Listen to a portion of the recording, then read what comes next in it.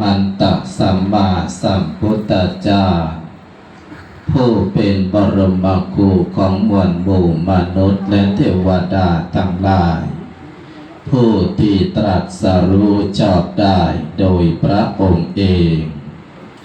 ขอโอกาสคณะสงฆ์ทุกรูปขอเจริญสุขเจริญพรเจริญในธรรมท่านสุภกิจสิงหาราโท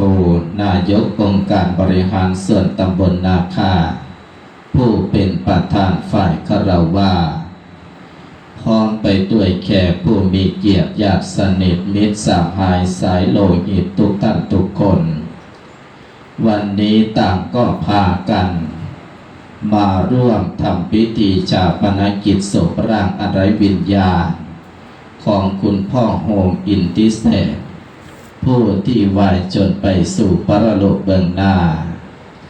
ท่านมีการทาธรรมานุสนธินวโรโอกาสบัดนี้อาตมาภาพจากการแสดงพระสัทธรรมเทศนาพอเป็นเครื่องประดับสติปัญญาตั้นสาธุชนทั้งหลายพอสมควรแก่การละเวลาสืบต่อไปก่อนอื่นก็ขอแสดงความเสียใจไปยังทางคณะท่านเจ้าภาพในวันนี้อันมีคุณแม่หลอดอินทิเศษผู้เป็นภรรยาของผู้วายชนคุณแม่สุภาพคุณพ่อสุคนโยตการีผู้เป็นบุตรสาวบุตรเขยคุณแม่บัวเรียนคุณพ่อจำลองบุพตาผู้เป็นบุตรสาวบุตรเขย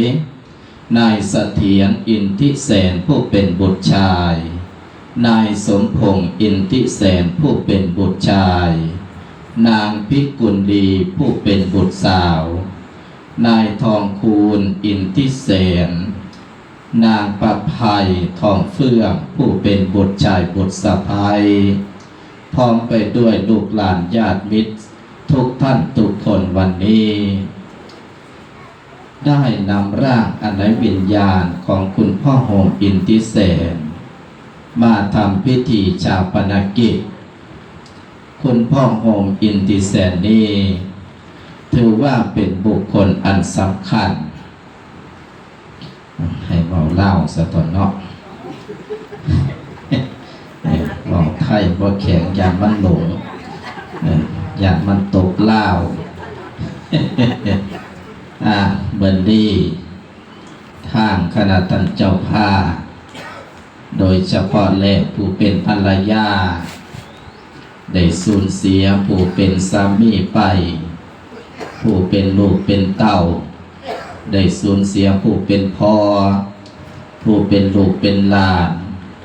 ได้สูญเสียผู้เป็นตาผู้เป็นปู่ไปแบบบ่มีมือที่สิได้หวนกลับขึ้นมาได้สร้างความโศกเศร้าอาลัยอาวรณ์ขึ้นในตระกูลอินทิเสนเมื่อนี้ทางคณะท่านเจ้าภาพได้กำหนดทำพิธีชาปนกิจร่างอันไร้วิญญาณของพ่อโฮมอินทิเสนบอกภาษาบ้านเฮาเป็นว่าเมียนมัดอัดฮีเมียนมัดอัดฮีกะเลวลากสากโซบอกให้มันเกิดความอุจจาตาเป็นไปธรรมดาของสังขารเมื่อคนเฮาเมิดลมหายใจลงไปกระทิ้งร่างอันใดวิญญาณนี้ไว้เกิดความเป็นความอุจจาตากันบอกภาษาบ้านเฮาสิได้เกิดความอุจจาตาขึ้นผู้เป็นภรรยาผู้เป็นลูกเป็นเต่าผู้เป็นหลานก็ได้มาทำพิธีเมียนบัดอัฐิหรือว่ามาทำพิธีชาปนกิจร่างอันใดวิญญาณของพ่อโฮมอินทิเสนในมื้อนี้มื้อวานเข้าไปสวดมาติกาได้ยินผู้เฒ่าเว้ากันยินผู้เฒ่าถามกันถามเรียงใดถามเรียงอายุแม่นบ่แม่เดียถามเรียงอายุกัน เจ้าได้จักปีแล้วพะนะพวกลังคนว่าก็ได้80 กว่าเปิดคนเดียวกันกับแม่ยายหลอดก็ได้79 ปีพะนะถามกันเมื่อว่าบาทนี่ให้ว่าไม่เด้อให้ว่าไม่เด้อเจ้าใส่ไปจักปีแล้ววะเจ้าใส่ไปจักปีแล้วยะสวาได้เด้อมันบ่แม่นได้เด้อมีต้องเบิดไปเด้แม่นบอกมีต้องเบิดไปเด้เจ้าใส่ได้จักปีแล้วข่อยใส่ได้79 ปีให้ว่าจังสี่เด้อบ้านนี้คันเขาถามขึ้นดิบัดเจ้าสิใส่ฮอดมื้อใดฮะสิใส่เขาฮอดมื้อใดบัดแม่นเนี่ยฮะแน่ให้ว่าใส่ฮอดมื้อนี้เด้อค่อยใส่ฮอดมื้อนี้ล่ะเป็นหยังเจ้าค่อยว่าให้ใส่ฮอดมื้อนี้มื้ออื่นนี่จักสิฮู้บ่ฮู้เด้ว่าสิยังเป็นคนบ่แม่นบ่ให้ใส่ฮอดมื้อนี้แล้วค่อยสิใส่ฮอดมื้อนี้แล้วว่าซั่นคันตื่นเช้ามายังมีชีวิตก็ว่าค่อยใส่อีกฮอดมื้อนี้แล้วว่าซั่นยะสาวาได้จักปีใส่เบิดไปจักปีแล้วที่เอาเข้ามาหรือยืมเข้ามาน่ะเดี๋ยวนี้แม่เมียใส่เข้าไปจักปีฮะเดี๋ยวนี้ใส่เข้าไปจักปีแล้ว79 ปีแม่นบ่มื้อนี้ใส่เข้าไปอีกเด้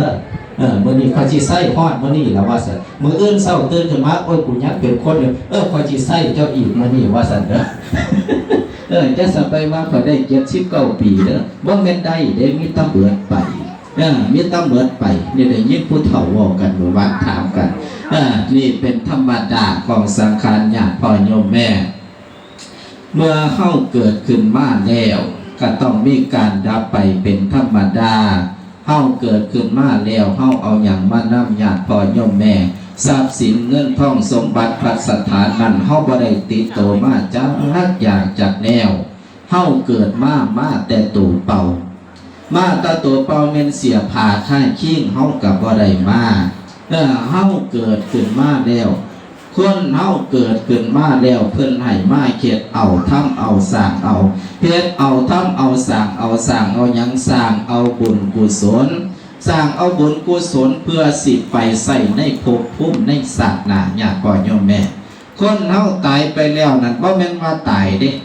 จังพอโหมเนี่ยเราบ่ได้ตายเด้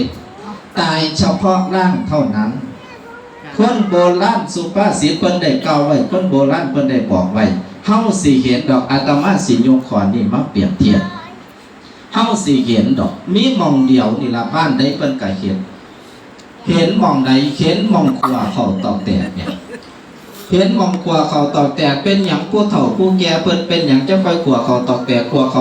กแล้วบ้านโคกออกทั้งหน้าจุ่มผีออกก่อนเนี่ยเพิ่นเฮ็ดหยังท่านได้กล่าวไว้ว่า